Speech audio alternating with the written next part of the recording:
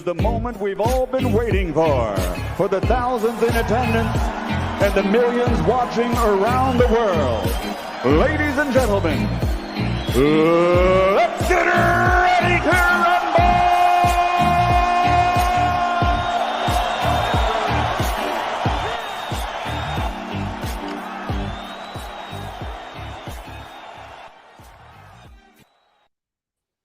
Welcome to Lessons for Life. It's Wednesday night. It's my pleasure to introduce to you all Owen. Thank you so much for joining me and hopefully hearing me. Yeah, I think I got it working now, so I can hear you much better. Superb. Absolutely superb. Mate, thanks so much for coming on and agreeing to do this. We've been going with Weird Wednesdays for the past few weeks for whatever reason, I don't know. And you've come up with a great weird topic, the Gnostic creation story. Now, am I pronouncing that correctly? Yes, so just forget the G, but obviously the G is God or knowledge. Okay, so when we write knowledge with a silent K, the gnosis has a silent G. Is that from Greek? Exactly. Wow. I'm not sure Crazy. the exact language parallel, but yeah, I could imagine. That's right. How was your trip home this evening? You sent me a little picture. The Yes. Eternal Sacred Order of Cherubim and Seraphim Church, Mount Zion Cathedral. Now, was that a sign? Is that a coincidence? What is all that about? I just been walking up a massive hill and then was coming down it, so I was catching my breath again and looked up and saw that. So I thought, oh yeah, let's take a photo of that. Nice one. And what made you want to talk about the Gnostic creation story, and how does this tie into the traditional creation story that we have, Adam and Eve? Well, I'm fascinated by it just as a kind of story, and obviously it being a heretical text from a heretical text. Okay, so the mainstream religions dismissed this version of events and said, as you called it, heretical. These people have deviated from the religion. Asmil Muzammil is picking up on that point. He's saying Gnostics are considered as heretics, and H.K. Stocks was saying it's the foundations of all religions. We'll get into the exact details in a minute. I want to put on the screen, if I can find it, a picture that you sent me. Oh, maybe I don't have it, but oh yeah, there it is. So in terms of Islam, you've got Sufism. In terms of Judaism, you've got the Kabbalah. They would be the Gnostic versions of those faiths. And then you've got the the Rosicrucians within Christianity, and the Hermetic faith or take on things, the Hermetic world we talk about from classical paganism. So these are all Gnostic approaches to those four different faiths, are they? Yes, I see that the knowledge within those sections is the knowledge that is somewhat seen as occulted from the mainstream religion, I guess. Right. And when you say occult, everyone panics and thinks this is devil worship, but it just meant pursuing hidden knowledge, right? Yes, hidden, exactly. Now, hidden by whom? Well, that's the question. Why did they want to hide it? What was it for power? What were the motives? And who hid it? Who hid this knowledge? Because we talk about the tree of knowledge. Knowledge is sort of portrayed as a forbidden thing, or that there are certain aspects of knowledge that are forbidden. Who are you accusing of hiding this knowledge? And H.K. Stocks is pointing out that Freemasons like their G. We wonder what that stands for. Yeah, there's a lot of. So who is hiding this knowledge? Well, I guess it's from the. If you think of the Roman Catholic Church and the Vatican, that came out of the priesthood of Egypt. So it goes all the way back to that of the leaders of Christianity and Islam as well. So this is all coming out of ancient Egypt. And when we said before about the parallels between the ancient Egyptian goddesses that gave birth to the sons of God, and that there was stories of virgin birth definitely in ancient Egypt, and pictures that looked very much like the picture I'm putting on the screen. Now, what's your take on this image? Well, it's a funny one. I almost threw this in there as something else, but if you look at the top, you can see something in the distance in the sky. Oh no, tell me it's not. Some people like to call it a UFO, but I'm under the opinion that it is a representation of a god. A god, okay. Now, who painted this lovely picture? It's not one you did yourself, is it? No, it's in Florence in a Italian museum. I'm not sure exactly who. Okay, because I had something from Raphael, one of my favorite artists, and of course one of the turtles. This is the creation as imagined by Raphael, and of course Raphael, if we go into the Hebrew etymology, I think Raphael means God healed. God has healed him. Now, this image came up when I punched in the Gnostic creation story. So is there anything in here that stands out to you as being particularly Gnostics, anything that would have been hidden from the Bible story that was accepted by mainstream religion? Yeah, so the lion there next to the father, that lion could represent the Demiurge. The Demiurge? Yeah. Oh, wow. Urge as in a strong desire to do something? So within the Gnostic creation story, there is the Father, the creator of all, and the Demiurge, which is the creator of matter, or Yahweh could be seen as the Demiurge. So in their understanding, is Yahweh separate from the Father? Because Christians talk about God the Father, God the Son, God the Holy Spirit. Are you saying there is actually a separate creator and the Father? Well, if you look at the word Elohim, that word means gods and goddesses in the Hebrew root of the word. So yes. So Elohim is the Hebrew word for God in the Bible, but it's actually a plural word, and it means male gods and female goddesses. Exactly.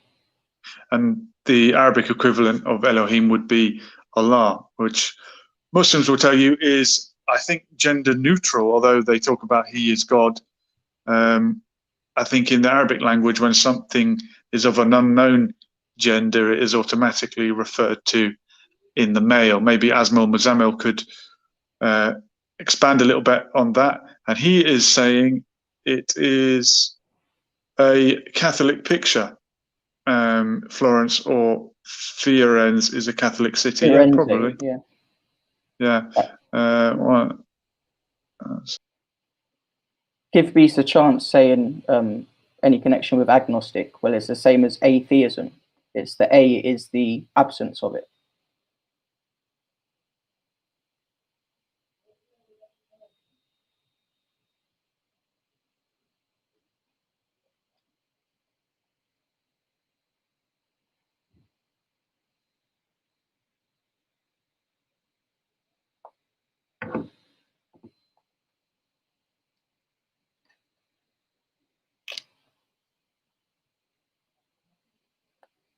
Don't know if Julian's gone there.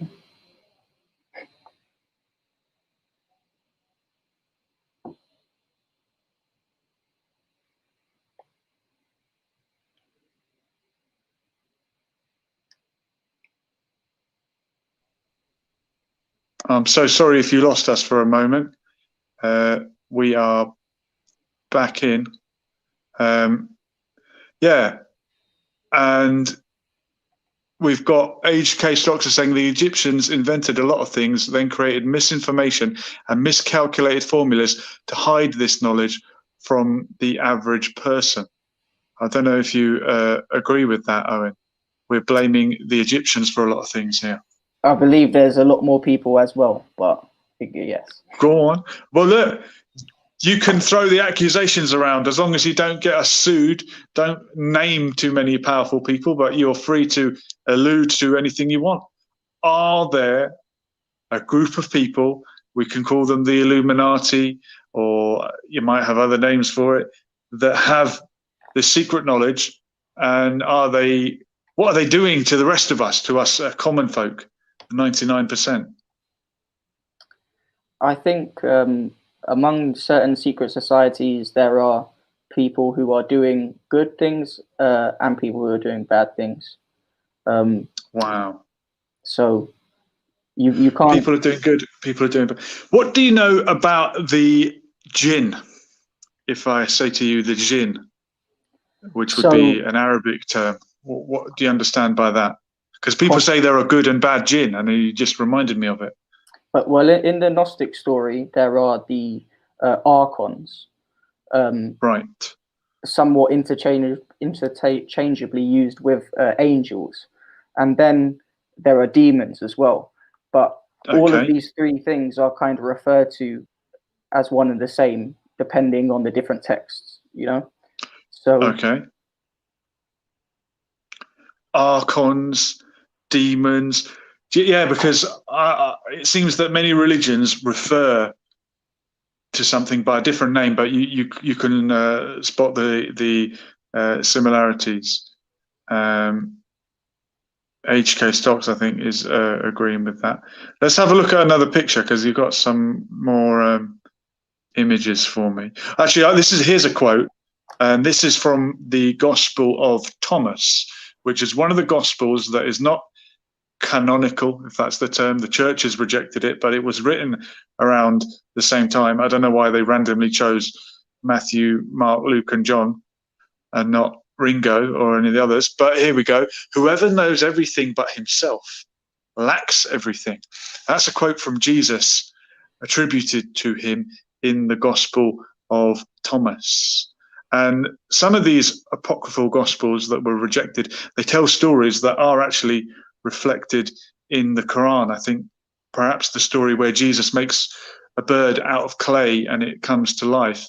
It's not mentioned in the 4 accepted Gospels. It's mentioned in the Quran, and I think it might be mentioned in the Book of Thomas. Or what are the other? Is there a Gospel of Judas? In the Nag Hammadi, yes. So that was found in 1949 in Egypt. Wow.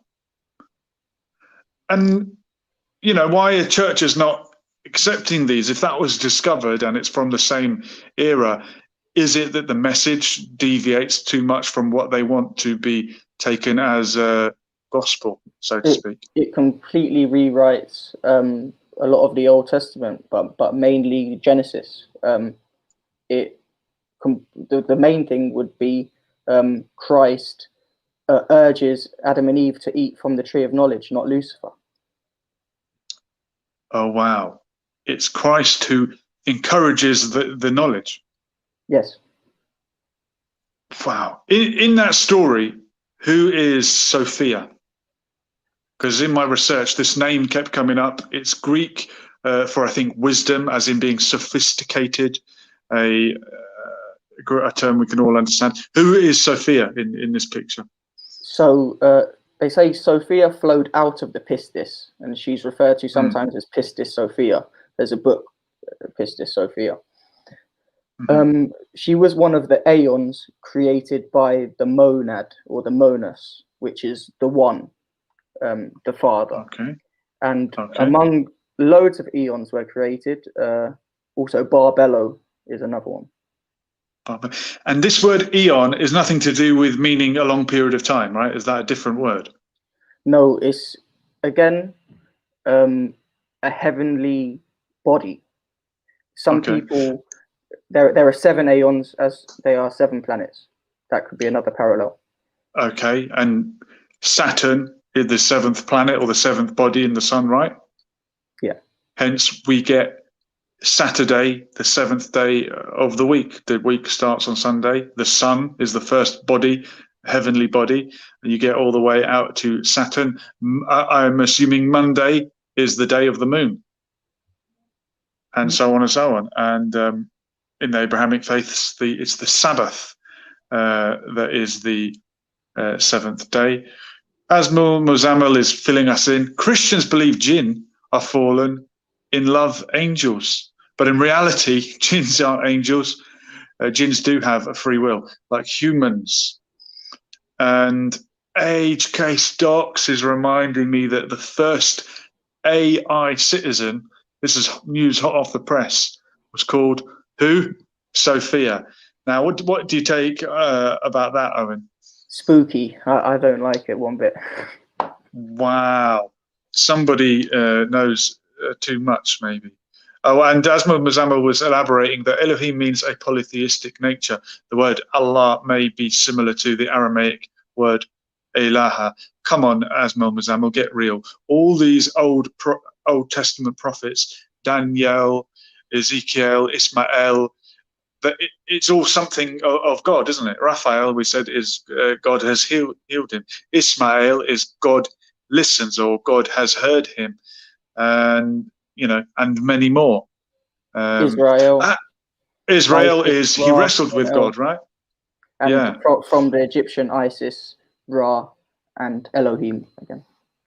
Wow. Okay. How do religious folk react when you break it down to them? Do they feel like they're being accused of paganism or polytheism? I mean, that's the immediate reaction in the chat here has been to distance oneself from all of this and say, well, that is polytheism, but we believe in the real monotheism. Do you think all religions have this polytheistic foundation, whether they know it or not? Yeah, everything has stemmed from paganism. I guess if Rome never conquered Great Britain, we would almost be Hindus today. Wow. Yeah, absolutely. Certainly in the Arabian Peninsula, the kind of polytheism, the kind of idols that they had around the Kaaba, around the time of the Prophet, would have been very reminiscent of Hinduism. But the Muslim argument is that polytheism, call it Hinduism, call it what you like, came after an ancient monotheism, and if you go back far enough, the ancestors would have been on monotheism. Is there any argument that in ancient Britain, in ancient Europe, and many parts of the world, was there ever monotheism, or do you argue that the natural way of things actually was paganism or polytheism. It's both at the same time, and it's a paradox really, because It's both at the same time. the monad or the monos, the one, is the everything, is Mono, God, yeah. but Mhm. splits him, herself into everything, the Aeons and the humans. Now, is Aeon any relation to Archon? So certain Aeons, mainly Sophia. Here's the big part of the story: is Sophia created a son without her partner and without permission from the monad, and this son was Yaldabaoth, the Demiurge. Wow.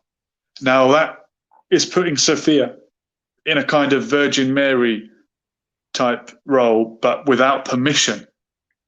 Yeah. Now that's the crucial thing. I've got to ask you, Owen, do you believe in all this? Do you follow this, or have you just learned about it? No. I look at every religion, to be honest, and I think there's truth in all of them. So I'm just fascinated by the story, really. But yeah. So you don't describe yourself as a Gnostic, no, not at all. as such. Okay. I describe myself as religious and spiritual, but not a particular faith. Almost, I look at everything.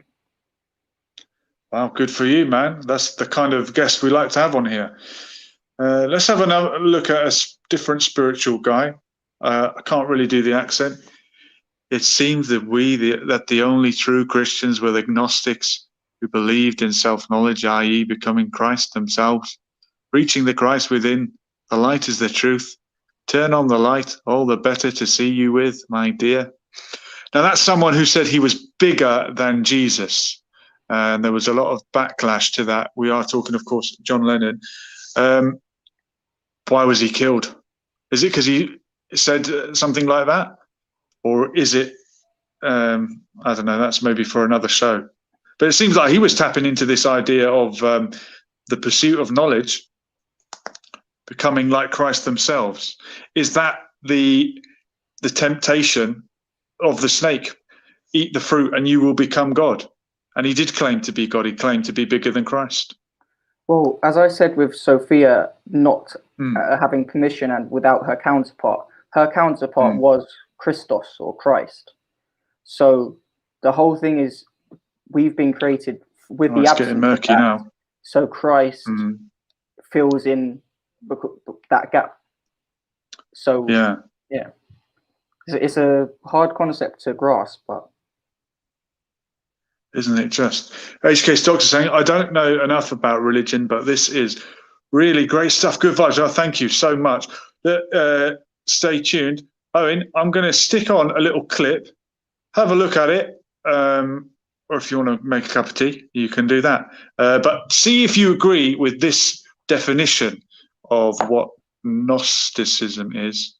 And we will talk to you in about 3 minutes. Gnosticism is the general banner under which all of this stuff can be placed. Gnostics believe the central tenet of Gnosticism, and it's hard to put this across because modern Gnostics are such cheerful people, but they've forgotten their real roots. The central perception of Gnosticism, no matter how you slice it, is that we don't belong here, that we are strangers, that something terrible happened, and that accounts for why we're here, that we were destined for a much better deal, and something went terribly, terribly wrong. It takes different forms. Some Gnostic mythologies are fairly straightforward, some are fairly Baroque. The one that I enjoy is one of the more Baroque ones. The 2nd century Gnostic Bishop Valentinius had this notion that there were 36 archons. They are demons of progressively lessening power that interpose themselves between man and a true vision of God. And the last of the archons, the 36th archon, was Sophia, and the only of the archons that was female. There's a tremendous sexual ambivalence in Gnosticism, which we can talk about, which is resolved in different ways. But anyway, the 36th archon is Sophia. She looked upward toward the higher God and saw him bring forth creation, of which she was the final manifestation. And in her heart, an avarice grew, a wish to create in the same manner as the highest and hidden All-Father. And she brought forth, it's described as an abortion. She self-fertilized herself. She did not understand the requisites of creation, and she turned inward into herself, and she brought forth a monstrosity. And this monstrosity is the God of the Old Testament, Yahweh, Jehovah. And when she saw what she had done, that she had brought forth this monstrosity, she flashed through a whole bunch of emotions very quickly. Horror, guilt, rage, fear, agony, like that. And these emotions of the errant Sophia condensed as the material world over which Ildabuath was then made Lord.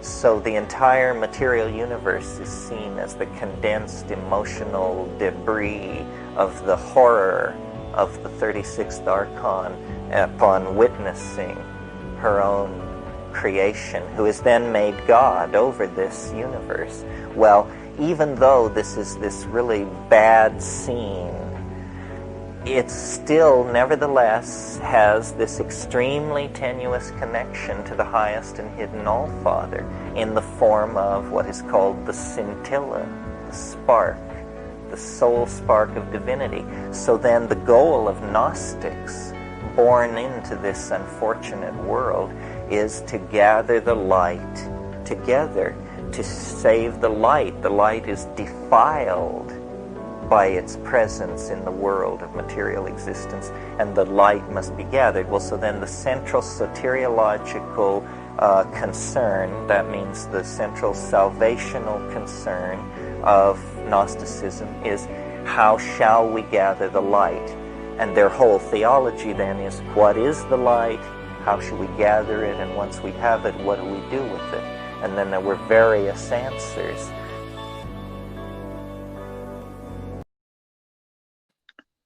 Oh, wow. The 36th archon, no, Aeon, I'm saying archon. Is it a coincidence that she's the 36th? Is this 6 times 6? Are we getting to the number of the beast? Is there any relevance there? Well, in one of the pictures I sent you, there is a man surrounded by a snake. Yeah. And the snake wraps around him 6 times. Oh, wow. A man surrounded by a snake. Let's try and have a look. Is this that is the depiction of the Demiurge, so the lion-headed snake that rose from the watery abyss. Okay. Oh, I can't find the other one, unfortunately. We'll have a look at it. So what's this? What's going on? That's the lion. That is the lion-headed snake, or the Demiurge, Yaldabaoth, the son of Sophia. Okay, I might have the picture. The one you're looking for is it this one? No, that's an angel. Oh. Now, what's going on in this picture? Because that looks like a human embryo. Yes. So the eyes around it on the wheels are described as the chariots of the angel, and the being or entity within it. I think the artist has chosen that to depict it, but it wasn't really actually mentioned. It's kind of indescribable, you know. Okay, a bit of poetic license. What about this picture here? Again, a seraphim or cherubim. So 8 or 16 wings and lots of eyes. A very Okay. kind of fearful image, but these are biblically accurate depictions of angels. Wow. So this is what an angel might look like. What about this picture here of the fool? Why did you send me a picture of the fool? Were you trying to tell me something? So no, so in the picture of the Madonna and Jesus, I said there was something mysterious in Yeah. the sky. There was someone looking at that thing in the sky. That represented the fool. And if you see on this tarot card here, the fool is looking up at a moon or a zero. But that symbol, that circle, represents the monas. Or so the fool is the demiurge looking at the father, and yeah, and the dog also represents the star Sirius there. Okay, the dog represents the star Sirius, so that's another celestial body. Is Sirius the morning star? Is that what's known as the morning star? Not exactly or sure. Is that, I think that's or a is that different one. Venus? Maybe it is, because we spoke about that before, and then the morning star turned out to mean Lucifer, which some people take to mean the devil. But we are in a binary with Sirius, some people say. We're in a binary with Sirius. So all star systems are in binaries. Wow. I'm not sure if it's just a theory or it's actually true. I think it's debated. But how we have our sun and the planets orbiting around it, there is another sun, and those gravitational forces are like that to each other. They each have their own. It's all stars are in binaries. Wow, there's no non-binary stars then. That won't please the social justice warriors. So is that where we got the idea of an alternative universe then? If every star has a partner out there, is there another alternate world out there? Well, it's still in the physical. I'm on your channel. Well, the other question I wanted to ask you was, what is the significance of the tarot cards? This is the fool from the tarot cards. Are the people that read the palms and all of that and do the tarot cards, would they be Gnostic? Well, I guess it's a Hermetic tradition again, but I would say that as long as they are doing it and not asking spirits for help, I would say that's where you get into the waters of scary stuff. Don't ask spirits to help you with the tarot. Okay. In the chat, Asmund Mazam was saying Ram, Shiva, Odin, Woden, Thor, Hanuman were all people or glorified animals. I think Hanuman is a monkey, possibly, in the Hindu tradition. Odin, is that a Nordic god? And Thor, Odin, I think, certainly. is the same as Zeus. Okay. And Thor, where we get Thursday from, which is tomorrow. Dave Kiani loves it. Thank you, Dave. And give peace a chance of saying it looks like the contraption NASA put astronauts in for practice. Yeah, it does. And NASA has a Hebrew meaning as well. I think it means to forget. Mohammed Omar is asking, how can there be another sun? Well, there are millions of stars, aren't there? One of them is bound to resemble what we have over here. I want to put this picture back up because you mentioned Hermeticism, which comes from or is the Gnostic aspect of classical paganism. What does Hermeticism mean? What is it? Anything to do with hermit?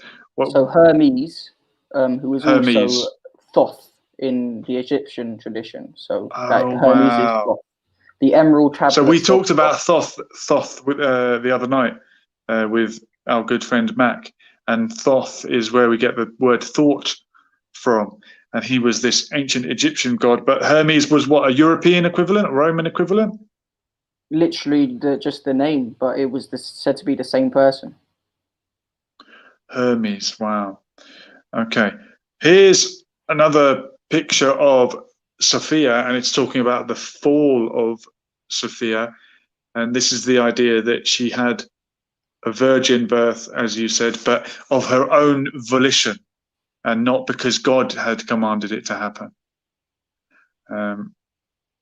But I guess the question everyone wants to know is, how do we know that? We're just throwing these theories out there. You said there's truth in every religion. Is all this coming from the Gospels that were hidden away? And as you said, some of them weren't even found until 1949. So where have all these ideas come from? Well, you played was it Terence McKenna before? I think it was. Yeah, so the kind of illumination of inner thought, meditation, psychedelics throughout the years has always been linked with it. For example, the tabernacle and the monstrance. The tabernacle. This is where they keep the bread and the communion wafers, I think. Hold that thought, Owen, because we've got a caller. Hello, caller. Who's this? Hello. Hello, welcome. I hope you can hear me and Owen. Hello. Yeah, you're. Yeah, I can hear you. I have a question. Go ahead. I just heard the gentleman say that it's okay to read palms as long as the spirits are not involved, as long as the palm reader doesn't ask the spirits for help. As long as there's no spirits involved, you can do whatever you like with your palms. That's my take on things. No, I agree. I thought you would. I agree, palms lives matter, but my question is, palm trees. do spirit lives matter too? And can you hear me, sir? Yeah. We're hearing you. Okay, so this is my question. I mean, is he saying this in jest? Does he believe that it's okay to be a palm reader as long as you don't ask for help from spirits? And I'm sure he's not referring to drinks when he says spirits. And can you somehow make a skeptic like me believe that, or give me some type of evidence of what your beliefs are regarding the spirits? I mean, can you bring one down on your show tonight? Can you prove something that spirit is there? And how would you know if the palm reader is talking between the person that he's reading the hand off and the spirit? How do you know that they're obtaining help? Could they just be saying something as I'm just saying something right now? Thank you. Bye-bye. All right. Well, if you'd like to respond, Owen, how can you know the person reading your hand has done a good job? I guess was his question. I was saying it purely from a kind of keeping safe point of view. Like you can ask spirits to help, but not necessarily are good or bad ones going to help. You might invite forces that you don't want into your life. For example, people using Ouija boards, stuff like that. Ouija board. Do you know what the name Ouija board means or where it comes from? No, you can tell me. It's oui en français for yes, and ja in German for yes. So it's a yes board, apparently. Would you genuinely be concerned if losing my earpiece, if people were using Ouija boards? Do you think there's an actual danger?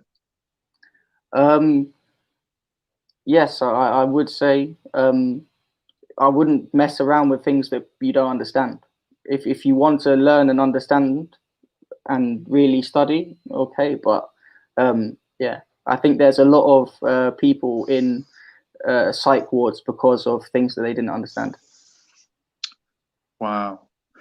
Yeah, I was saying to a friend recently, if you study this stuff, like there's no limit to how deep you can go, and you can go too deep, and you will drive yourself a bit mad.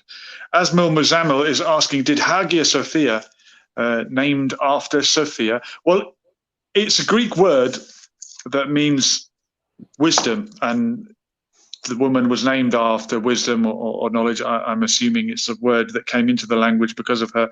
And yeah, Hagia Sophia, the great Eastern Orthodox Church in Constantinople, which we hope one day will be handed back over to the Christians, because it was rightfully theirs. That's me being inflammatory, but that's me also telling you what I really think, because if you follow the Quran, it tells you not to destroy churches or synagogues or temples. It tells you to protect them and not turn them into a mosque. So Mehmet al-Fateh wasn't really following the Quran there, but that's again for another show, and I'm just trying to spark a bit of controversy.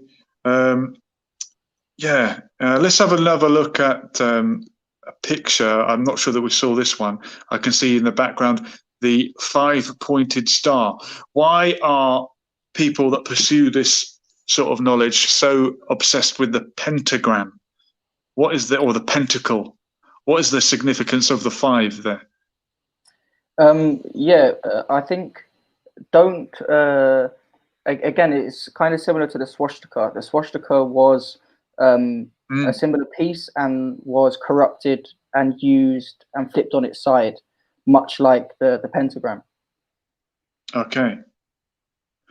So alarm bells go when we see this, because it's been portrayed as being synonymous with Satanism, but actually you're saying it had a more a better origin than that. What about the representation of is it the head, the arms, and the 2 legs?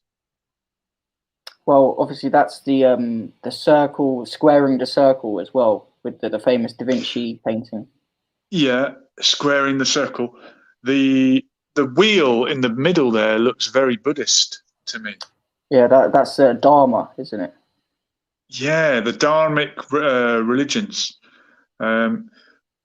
33X is saying, can you play the Ouija board thingy live on your show, please? I can't do it, 33X, until you spell it correctly. And since I've just given you the etymology of it, you shouldn't be spelling it like that, dear sir or madam. Give Peace a Chance saying, is that a pyramid with an eye at the top of the star? I think it could be. Eye of Horus. The most famous, is it the Eye of Horus, which we see on the dollar bill? I mean, that's not, I know conspiracy theorists love it, but there is actually a pyramid on the dollar bill, right? Are these people just leaving us little clues so that we can point to it? What is going on? It's in their tradition that they can't, if you believe they are enslaving us, they can't do it without telling you they're doing it. Okay, I've heard this before. So these, are you going to call them entities? We're talking about the archons, sunken. Right? I call them people who have sunk from their divine human being. Okay, so they are human then. They are people like you and I that have sunken or gone through some kind of process, some kind of fall, like what happened to Adam. I mean, is the Bible telling us that we've all gone through that and we're all fallen? And if you believe that Jesus died for you, then you need that in order for you to be saved. I don't believe in original sin. Okay. But I do believe in Christ. So. Okay. So maybe not original sin, but it seems like you believe that certain sins can take you out of grace, perhaps, and you can become a fallen one. And are these people manipulating us? Are they very powerful? Well, going back to the Gnostic way of thinking, is that the archons are the ones, and if you let them in, then you are being controlled by them. So it's both demons and humans, but are the demons only within them? Do we perpetuate their existence? Wow. 33X is banging on about the Hagia Sophia. I heard he bought the church for 100k back in the day. Well, every elder of the Eastern Orthodox Church has disputed that from the time. So you'd have to ask them why they want their church back, and you should give it back. But do you think this is all a distraction, getting caught up in these little bickering arguments about who owns a building, who owns, is it a mosque, is it a church? What's your take on things like that? As a or you say you have a faith in something, but you're not putting a particular label on it. What do you make of Muslims that argue with Christians every week, or other bickering between different religions? Well, I was listening to the Sunni v Shia a couple of ago that you had on. And sorry to bore you with that. I'm sorry about that. No, it was a regrettable. Unfortunately, it's what people find interesting. I'm glad you found it interesting. Maybe you found it interesting in a different way than some people. But for most Muslims, that's just like watching a football match, and you support your own team. What did you make of it as a neutral? Well, yeah, I definitely learned some things that I didn't know before. I kind of out of all of the religions, I guess Islam is the one that I'm less versed on. So yeah, no, it was okay. I never really understood the divide. I just knew of it and of the headlines in the news and all of that. Yeah, unfortunately, negativity does get the attention. Lights Out is saying, I love those conversations. When did you have that talk? Well, if you click on the channel, which I hope you already have, and subscribed, if you go back about a week or so, we had a Sunni versus Shia friendly match. It was kind of like Roy Jones and Mike Tyson going at it for 12 rounds, which was great to see. So where do we go from here, Owen?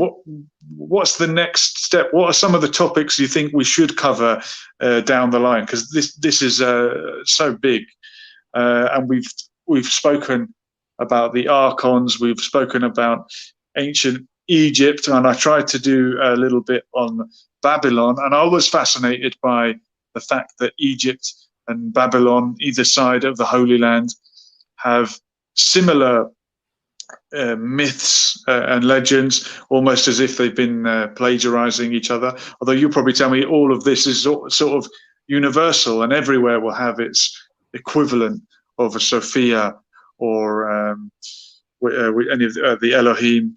But yeah, what's another? Where should we look to next if we're going to continue this sort of esoteric conversations on Wednesday nights?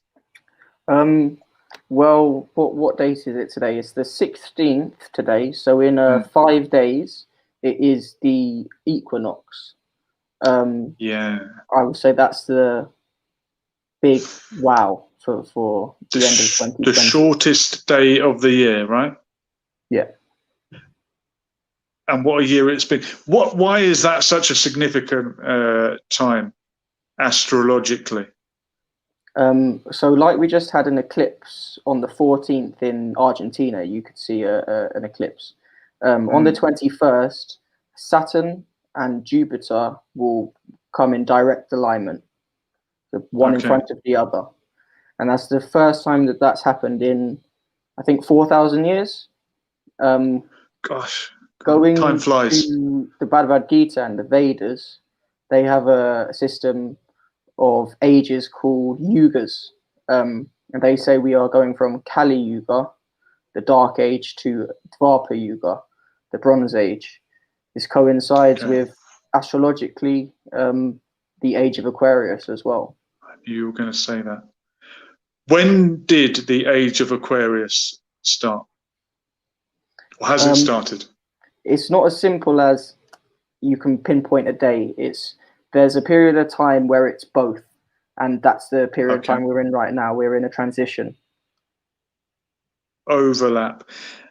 And is that why we've had the Enlightenment and all these rapid changes? I mean, the 20th century technology accelerated faster than ever before, it seems. And I was watching a video the other day from a Shia Muslim channel, and they believe that when the Mahdi comes, the guided one that they're waiting for, who will come before Christ, that a ton of knowledge is going to be released. And they were sort of saying, oh, you know, technology is going to go through the roof, and it's going to be the Muslims that are leading it. Is that like the Age of Aquarius lights out is saying? Yeah, you're absolutely right. 33X saying Max should be on here to give this guy a run for his money. This isn't some kind of WWE session, 33X. This is a friendly chat, and there's no money being exchanged here. Only the currency of knowledge. I want to ask you, and I'm asking for a friend, and he might get annoyed if I ask it, but I'll ask it anyway. Do you think there's any significance to the gold, the metal? Does gold have any? I know it's very valuable. I think the question is, why is it valuable? And could it be that these archons, these entities, have they got any control over it? What do you make of that question? The significance of gold in our world. The gold thing goes back to the more Babylonian stuff. The theories of the gold mines. You're getting into really kind of occult knowledge, but okay. So he's on the right track then, because a mate of mine phoned me up. He's like, "Well, I want to know, why is gold valuable? Tell me, why is it valuable?" I was like, "Well, it's gold, isn't it? What do you mean, why is it valuable?" But we broke it down to the fact that it's rare. It takes effort to get hold of it, and once you get hold of it, it will never decay. It doesn't rust. So that's sort of like a representation of expenditure of energy, right? And you can pass it on to someone else, and you can give it to a member of the family, and they can keep it even when you're dead. And we used to attach value to gold. We had the gold standard, and you could exchange the paper for the gold. We've done away with that now, and all we've got left in our hands is the paper. And we're moving towards a society without paper. So what have we got? We've actually got nothing. But this coincides with, go on. like I said, the 21st of December, the 4,000 years. There was also a conjunction on 1666, the year of the Great Fire of London. And if you look into common law, free man of the land stuff, that's when they say that the birth certificate fraud started. Something to do with monetization of human beings. Oh, this is legal name fraud, or was a conspiracy theory that was doing the rounds a while ago. It seems to have died out now. Do you think there was any truth in that? Something to do with if you have your name spelt in capital letters, it's not really your name. To me, it sounded a little bit like some kind of disinformation. But do you think they were onto something? Well, I don't know about that in particular, but the fact is, to do with the EU in the 90s, barons or people in the House of Lords, I think it's about 6 of them, enacted Article 61, which was based on Magna Carta, which basically says that if you want to, you can sign an oath to those barons, and what that means, you don't accept any of statutory law. You only stand under common law, right and wrong. Okay. A lot of people with cameras are having arguments with police officers at the moment along the lines of this common law versus law. For me, I mean, off to the baron. You can't do that without doing that. At the end of the day, sometimes, unfortunately, might is right, or it might not be right. But when they've got you in handcuffs, what can you do? But it's good to know all your rights. Asmo Mazamo, they're saying, Julian, please block 33. No, Asmo Mazamo, you block him. In fact, I might make 33X a admin, and then he can block you if he wants. Yeah, give him the he can have the power. Sorry, Asmon Mazamo. I'm very rude to Asmon Mazamo often. I don't know why I'm rude to him. He must have got to me. Lights Out is saying knowledge, not gold. Okay. H.K. Stocks is saying Gnostic philosopher Samuel Aoun Weor declared on February the 4th, 1962, the beginning of the age of Aquarius. Okay, that's according to our friend Google. Lights Out is saying, please don't. My other account is blocked for some reason, and it's pretty annoying. Give peace a chance. Best conductor of electric energy is gold. Is it really? I thought copper was the best one. That's why we have wires, or is it just cheaper? Lights Out is saying not only that, its conductivity is pretty high as well as its reflective factor. And oh, we've got loads of comments coming in. Something in a language I can't understand. Sestui KV, something of life. Lights Out is saying it's actually silver, but oxides too easily for practical use if not coated with gold. HK Stocks is saying people very rarely collapse their Sestel KV trust in court, so it's not a conspiracy. Oh, this is about the common law. All right, there's lots of chats. Oh, and as Mom was saying, I'm trolling. 33X needs some humor too. Yeah, you got to laugh. A lot of people on here are getting very offensive easily. I've been uploading these short videos because the Al Gore rhythm picks them up and sort of promotes them. And I'm so gutted in a way that one of my biggest hits, possibly ever, it's got thousands of views, is a little video I put together last week, about 30 seconds long, of the First Minister of Scotland. I don't even remember her name. That's how insignificant it is. You know the one, Jimmy Cranky. And you know that gets more hits than people trying to share knowledge and share the truth. But hey, what can you do? HK Socks is saying silver has the highest conductivity. Yeah, well, there must be something more to it then. What about diamonds? I mean, are diamonds really valuable, or has someone just hidden a lot of them? Well, I like the whole thing. What is it? Diamonds are formed after vast amounts of pressure. Obviously, diamond being seen as above gold. Yeah, pound for pound, more valuable, right? More bang for your buck. Yeah, under pressure. Yeah, I get that. They are just carbon. But what a con if that's. You were going back to 666 before. That is carbon. 6 protons, 6 neutrons, 6 electrons. Oh, of which the base of all of life is based on. Carbon-based life. You know? Yes. Carbon-based life. And it's very bad for the environment, apparently. We can do that on another show as well. There's so many topics here. You can't be an expert on everything, but I mean, you are an expert on this, and that's why I'm really glad to have you on the show. I dabble in a little bit here and there. I'm glad that some of the things I've said to you have kind of rung a bell. And what can I say? We'll actually have to do this all again. As Mazamo was saying, salt has the same property of diamond, except salt dissolves, but diamond doesn't. There's a nice little fact for the day. Owen, how can people get hold of you, or do you not want people to get hold of you? They can catch you on here if it's as simple as that.